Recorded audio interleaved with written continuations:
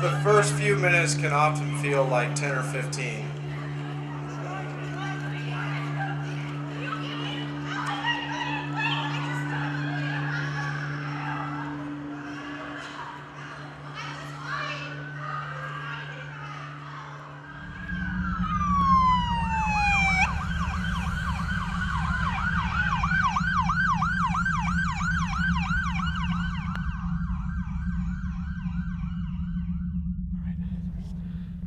Thank you.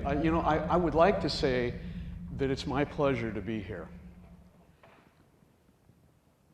But the truth of the matter is, none of us want to do this. At least we don't want to have the need there for this to be done. And the other tragic thing is, you're a captive audience, but you're not just the problem. Automobile crashes are the leading cause of death in your age group. There's no doubt about that. It's a statistical fact. And yes, you are a much higher risk to be involved in an alcohol-related crash than just about any other age group, because you're rookies, right? Rookie drivers, and you're not even supposed to be rookie drinkers. So you mix the two of those together, and that's a pretty dangerous combination. And now that marijuana is legalized, we're bringing in a whole other can of worms. But where do you learn your drinking and driving behavior? Where do you learn your driving behavior? I'm sorry, what was that again? Parents. Where are they? They're not here. How do they hear the message that you're hearing? Wait a minute. Is the message that we're sharing with you something that you think your parents might benefit from? So how do we get that to them? We don't. You do. The message that we want to share with you isn't just for your benefit. Primarily, yes.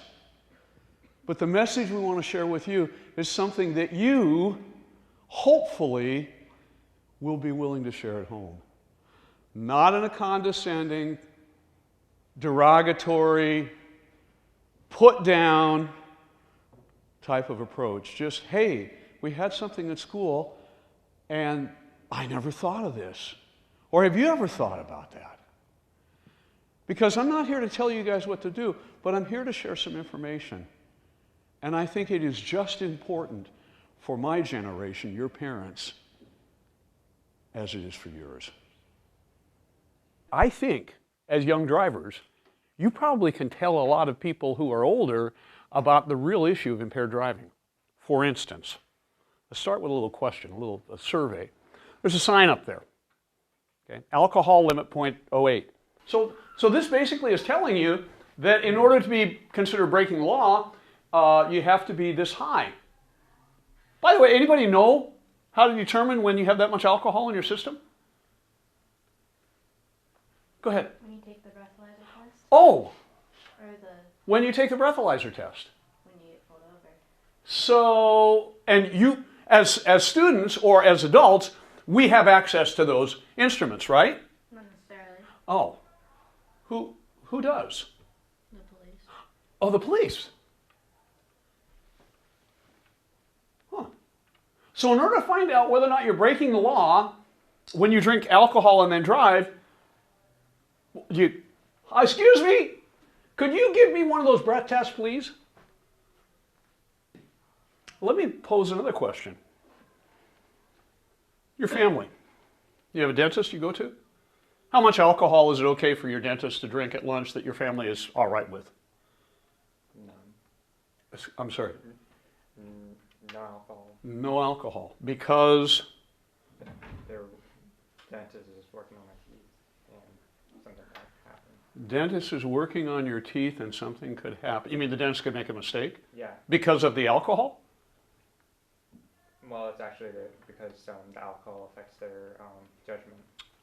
Oh. And Alcohol affects the judgment of a dentist. Would you say the same thing perhaps of a police officer? Maybe a doctor? Maybe an airline pilot? Is judgment pretty important when they do their job? Yes.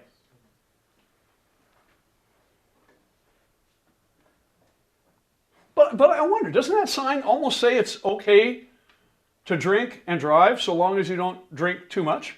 As long as you're not over a legal limit, that's what it would seem it's saying. Yeah, It would seem that it's saying as long as you're not over that legal limit. Wouldn't that be interesting if we had a sign like that in a dentist's office? Welcome to Dr. Smith's office. We guarantee that the alcohol limit that Dr. Smith will not exceed is 0.08% blood alcohol by weight. Well, that would be very reassuring for everybody, right? Obviously, I'm being very facetious and being very sarcastic. Typically, in a group of students like you guys, typically what you say about that sign is it says, it's telling us it's okay to drink and drive, just don't drink too much. That's what that sign is almost saying. And is that the sign that we want you to embrace? Is that what we want you to understand when we talk about the issue of impaired driving? Especially given what you were saying. The judgment of a professional who has your teeth or your life in their hands, we believe is in some way compromised by merely one beer. You're the driver. Come here. Yeah, give him a round of applause because he's... Now, I have here, we're going to play a little game. You okay with that? Sure. All right. So I have here $50. Check and make sure that I got 2 20s and a 10. I don't want to shortchange you. 2 20s and a 10? Okay, go ahead and put them up here. Not that I don't trust you or anything, but you know, we want everybody to be able to see that I'm not going to walk off of them. Now, 2 dice. Now, I want you to look at those dice because here's the deal. By the way, a game of dice, is that skill? No. No, okay. So we're going to be playing a game of dice, which is luck, chance, probability. And the odds of you winning at my game are 35 to 1 in your favor. Pretty good odds? Yeah. Which means I have a 1 in 36 chance of winning, which is really pretty poor for me. Okay. So do you want me to tell you the rules and then you can kind of check the dice and make sure they're not loaded? Sure. Okay, so it's really simple. You tell me a pair of numbers, meaning the same, between 1 and 6. So you tell me one particular pair of numbers between 1 and 6, and you don't roll that pair. Anything else but that pair, the money's yours. Okay? Okay. You okay with that? Yep. Okay, check the dice out, and I'll be back in a minute. Now we've already said this is a game of chance and luck and probability. If any of you were up here and you had a chance to be in Ben's shoes, would you want to ask me a question before we play the game? I heard something. What? Now really, what happens if I win? I mean, think of the odds. 1 in 36. The likelihood of me winning is less than 3%. I'm sorry, what? You didn't answer the question. I didn't answer the question. I'm kind of like a politician, aren't I? I'm sorry. By the way, I've been accused of being politically incorrect once in a while. So, well, let me answer that question in just a second. You really want to know, huh? Ben, is that an important question to have answered? Yeah, I want to know too. Why? Well, if it's really bad for me, it still might not be worth playing. You might choose not to play the game. Right. Well, okay. Over in my wallet, I've got 3 credit cards. I've got my REI Visa, $15,000 credit limit. I've got my Chase Platinum, and I don't know what that is. I think that's 10.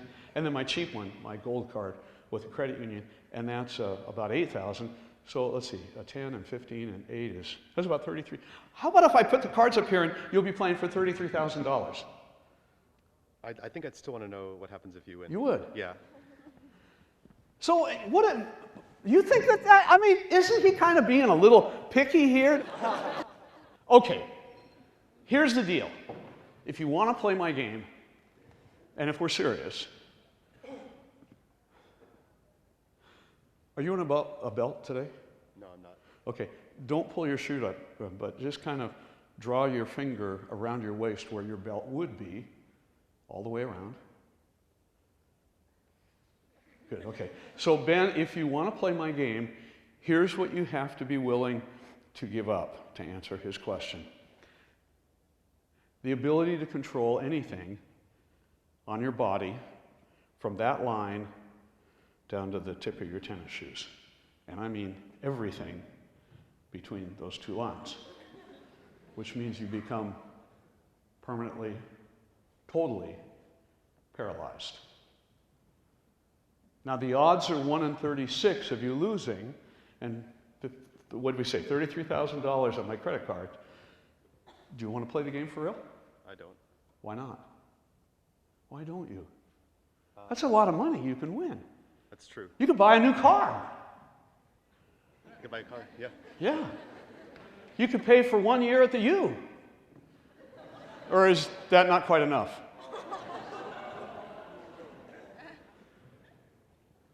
Is there something specific about this that you don't like? Is that kind of personal, what you could lose? Yeah. And is it something that isn't somebody else's problem, it's actually yours? Yeah. Huh.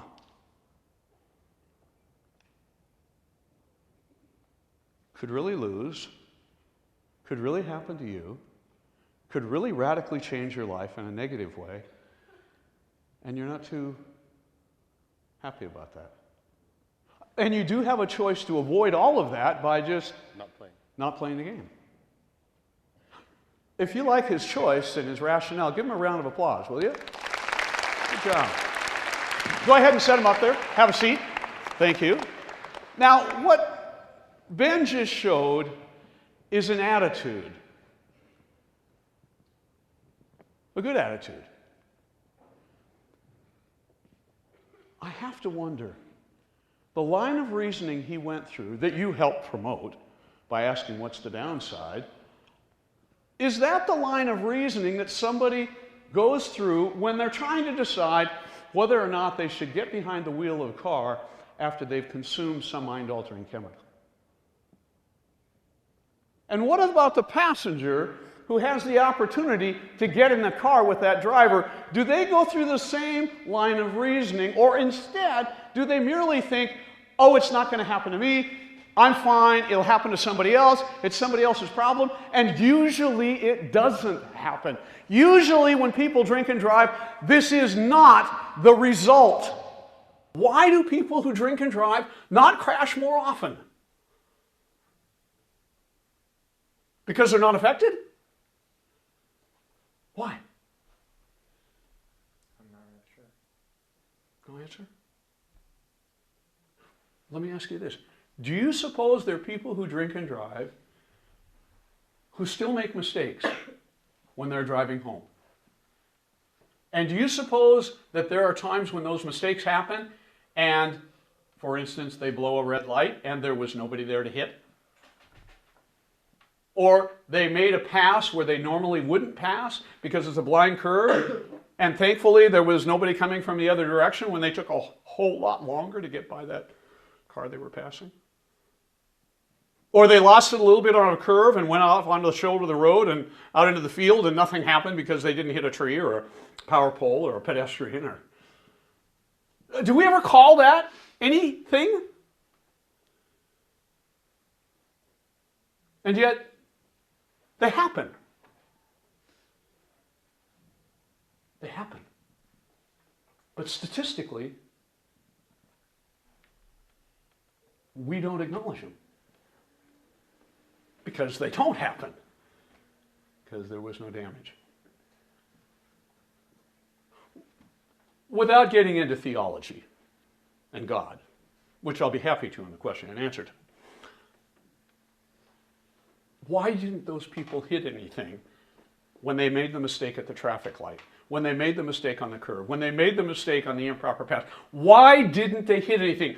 If it wasn't their driving that kept them from hitting something, what was it that kept them from getting involved in a crash? Maybe they were just flat lucky because nobody was there for them to hit. Kind of like a pair of fives. Do we ever know when our luck's going to run out? We don't. A young man a number of years ago told me his story. Actually, two of them did, and I'd like to share it with you because I think what they lived with.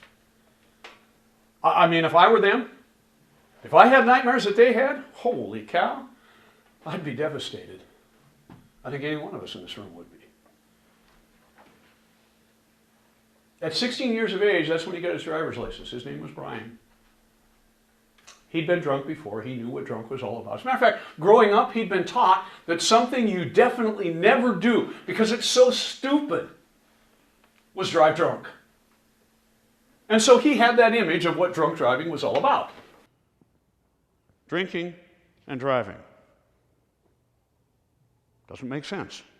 Kind of like a dentist doing his job and drinking. Responsible? Doesn't make sense. But his friends, his family members, his co-workers, who believed there was something called responsible drinking and driving, he never shared his view with them. And to tell you the truth, when he told me the story, because I'm going to relate to you what he told me. By the way, he also said that night in April when his crash happened, it was the beginning of a living emotional hell. That kind of gives you an idea of what kind of emotional impact it had on him. But I never asked him, why didn't you tell your friends? You know, who thought there was something called responsible drinking and driving. Why didn't you tell them your view? And I guess looking back on it now, I think that when I was 22, would I have felt comfortable talking with somebody about their drinking and driving, not being illegal, because, you know, they only had maybe one or two. How could I justify trying to get them to see my view about drinking and driving? You know, because they might think I'm judgmental, controlling. Oh, trying to act like God. A cop. Trying to tell them the law. Oh, wait, I can't tell them the law because they're not breaking the law. Kind of a tough situation. Almost judgmental. But what if instead I said to that friend, that coworker, that family member, you know why I don't drink and drive? The reason why I don't drink and drive is because guess what?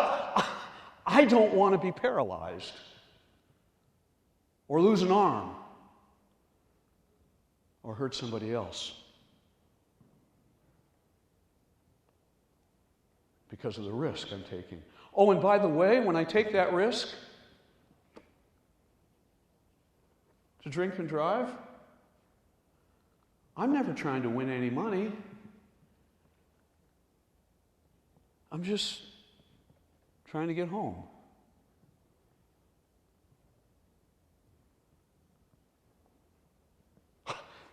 I think Don probably was like me and probably never thought it would happen to him, never wanted to be in that conversation because he figured it'd be just too uncomfortable.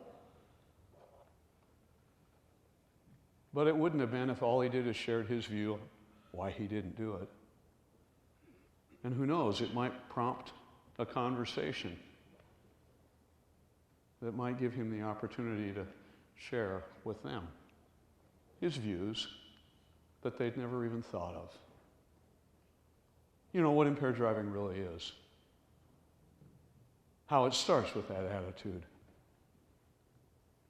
And how it can be something other than just dying. Very violent death, by the way.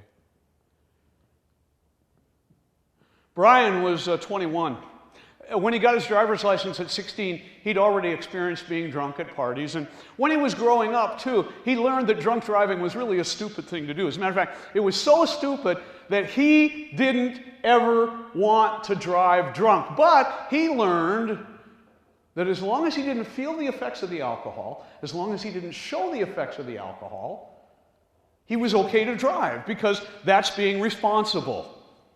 Because, you know, drunk driving is pretty obvious. You know when you feel drunk. You know when you look drunk. And if you drive, that's stupid. So Brian wasn't going to do that. He would be responsible because that's what he learned growing up at home. Responsible drinking and driving.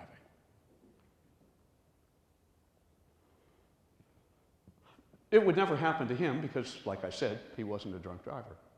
And you know, for 5 years, Brian got away with a little bit of underage drinking and driving. Never got busted by the cops, never involved in an alcohol-related crash because he never drove drunk. It was always somebody else's problem, the drunk driver. You know, when Brian told me the story, it was interesting. They both said it was the beginning of a living emotional hell. Because Brian remembers the crash too.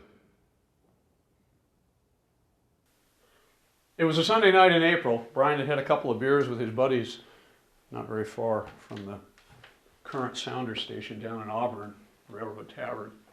He and his girlfriend shared an apartment complex at the Woodland Estates Apartments down at the bottom of the Reith Road and Kent Moines Road on the west hill of Kent.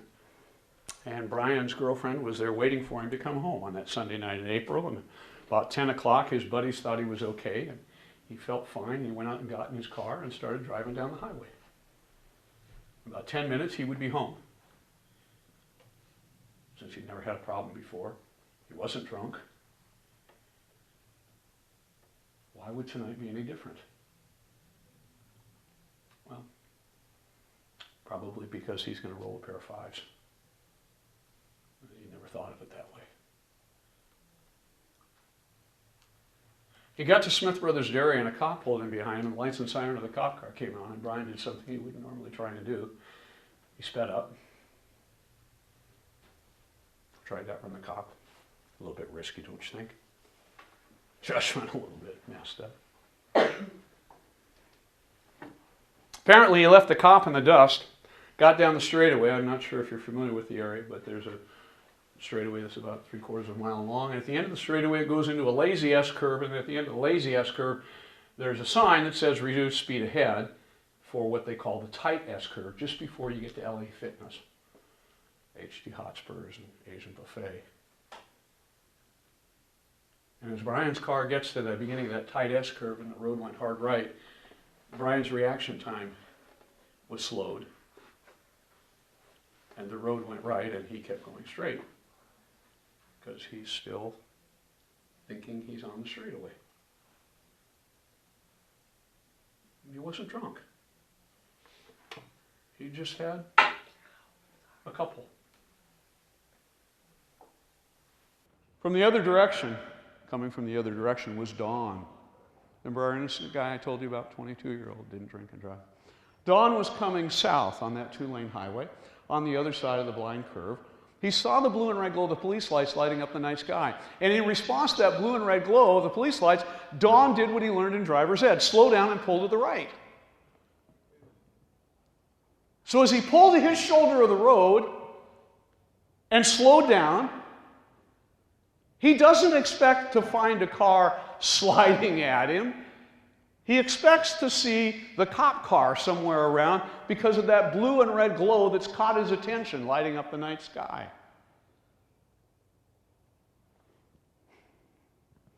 Unfortunately, what he found was his headlights catching a dark blue object sliding broadside right at him on his shoulder of the road, Brian's car out of control. And now Don has two choices. Freeze up, his car will go right into the side of that car sliding at him. Bury right into the passenger door. Pull the steering wheel hard to the right, brace himself on the passenger seat, and hope and pray that he makes it to the ditch, and maybe it won't be as bad. Don told me he pulled the steering wheel hard right and he went for the ditch. And his car started to make that right-hand maneuver, but he never made it to the ditch. Brian's car was coming too fast. Broadside. When the impact occurred, the force and the angle of the impact over on the graveled shoulder of the road, as Don's car's starting to make that right-hand reposition, it's a driver's door to driver's door side-swiping collision. And because of the angle and the force of that collision, Don's car begins to spin and slide back across the highway. And as the car spins and slides, the tires are skipping across the asphalt. Don said he was enveloped by a sound, and that was the tires skipping and sliding across the asphalt. Squealing and screeching, right? Isn't that typically what we call a squealing and screeching sound? Pretty distinctive, isn't it? Don said enveloped by it as if he was inside a television set with surround sound and no way to turn the volume down.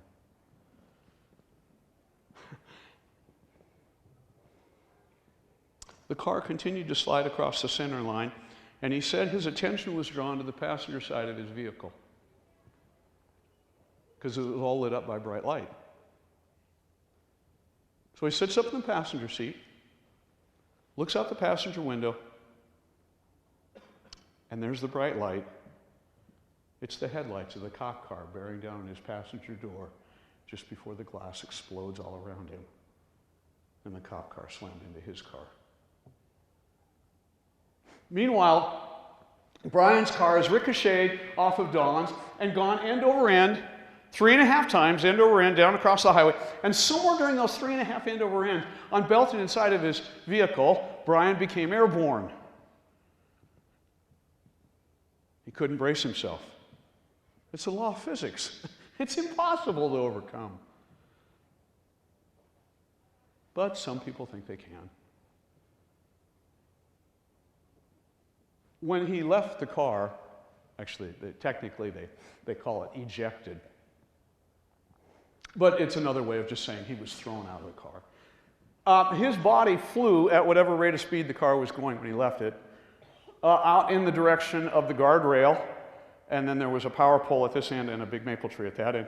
And those objects are the objects that he saw each time his body made a revolution through the air. You know, you don't see it now, but as you continue to pivot and go, you see it, and then it disappears again. And each time you get closer, it gets larger. And then Brian told me he couldn't believe it was happening. It isn't supposed to happen. He tried to scream. He couldn't make a sound. He wondered who would tell his girlfriend. What would they say? Worse yet, how would she remember him? The plans, the great times they had. I think about when he said he tried to scream and he couldn't make a sound. You have to be kind of scared, right?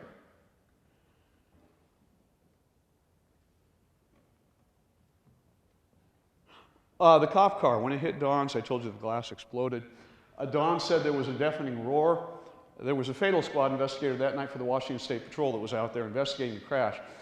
He said the reason why that Don heard the deafening roar is the motor mounts broke and the engine, the accelerator linkage shifted and jammed, and the engine went into full acceleration. Got really loud. The added torque on the powertrain caused the manifold bolts to shear, so the exhaust came right off the engine block, not out the tailpipe. So there was that smell, exhaust. And there was that heat, exhaust. And then Don's car finally spun away from the cop car, came to rest in the middle of the road. All the noise disappeared. And Don said there was a hissing sound. Fatal squad investigator said that was the steam from the radiator. And the radiator's exhausted. Then it's deadly quiet.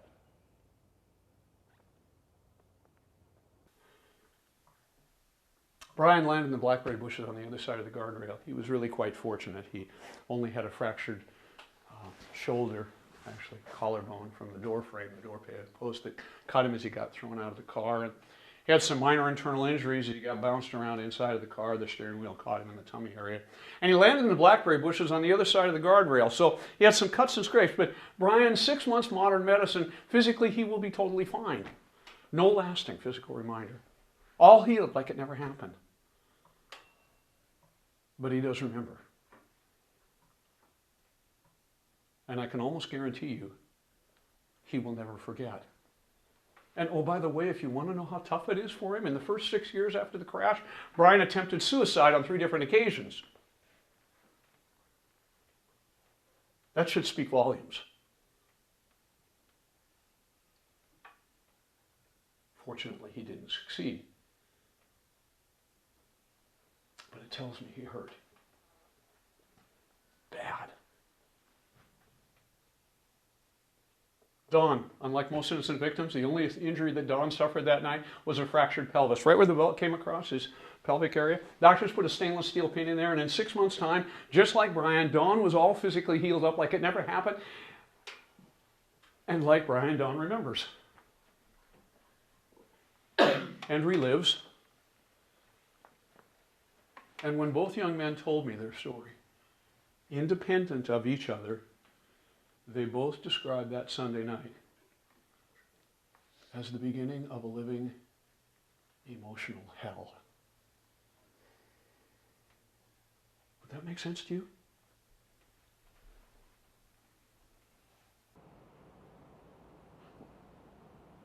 All of us know it's a choice that people make. It's an individual choice to be that driver or not. And if you have an opportunity to be that passenger, it's an individual choice to be that passenger or not.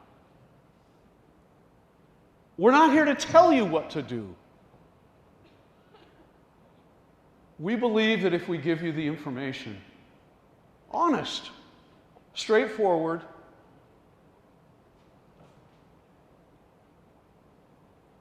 you'll make a choice that probably will not put yourself at risk. What we hope you'll do is go one step further and share that with others. Got a couple minutes for questions. Any questions? Go ahead. Can you explain what happened to you? Can I explain what happened to me? Yeah. I got in a car fire.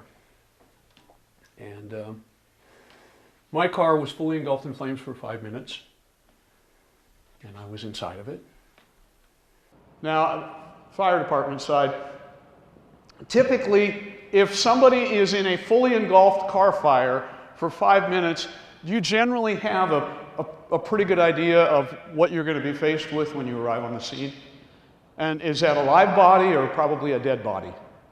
Dead, okay. Fairly well dead. Smoke, and then the burns. Superheated air, that kind of. So, question. I was in that car, 5 minutes, fully engulfed in flames, and I'm standing here. Am I superhuman? No. Am I politically incorrect when I say this? I don't care. There is a God. He is a living God. He is the God of the Bible. He does perform miracles, and I'm one of those miracles that will stand up here and tell you that I should have been dead, but by the grace of God, I'm not. And I thank Him every day for that. And I thank Him for something else. Because I don't remember the crash, because I don't remember the events of that night, I don't have nightmares. Oh, that's cool. Matter of fact, I'm incredibly blessed in that way.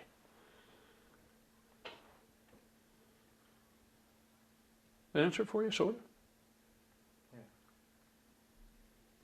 By the way, my name is Mike Buckingham. On April 12th, 1981,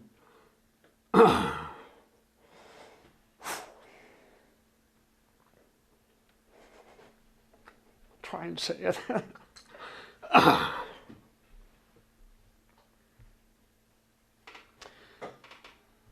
Mike Buckingham was a member of the Washington State Patrol attempting to stop an impaired driver on Highway 181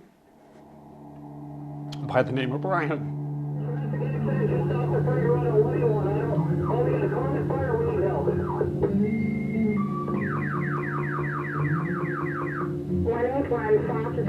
The patrol unit is on fire.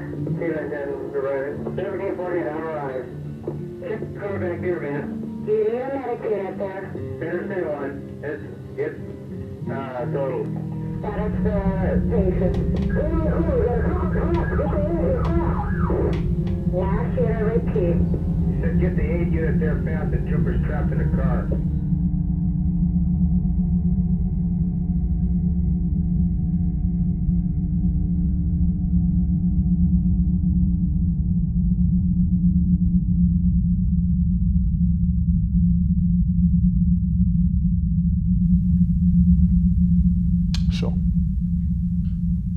and Don and I met.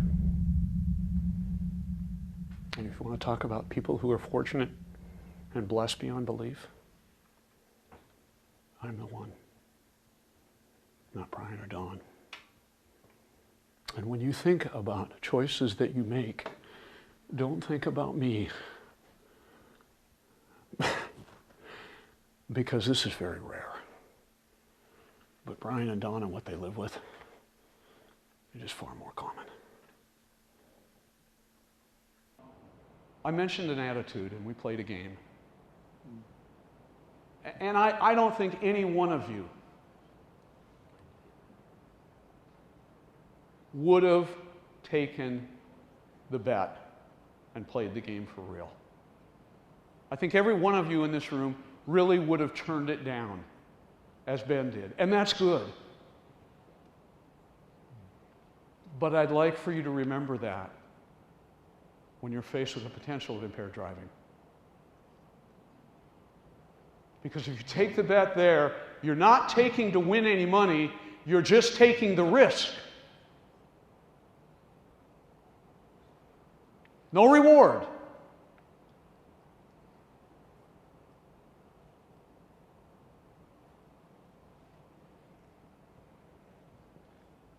And I talked about how we define it. And he was right on.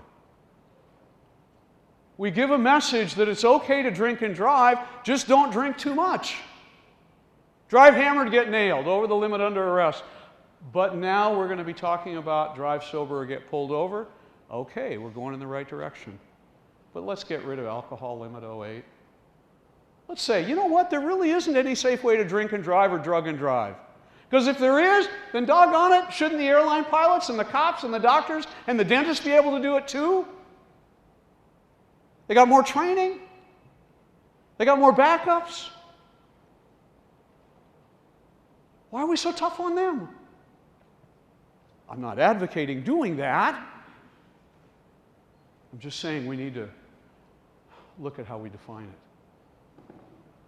And if I made sense about that stuff, and also the emotional trauma that Brian and Don live with, and that Ben could if it were real, or any one of us, the things we can understand, please use it and share it. You guys have been great. I hope you got something out of this. Thanks very much. Take care. God bless.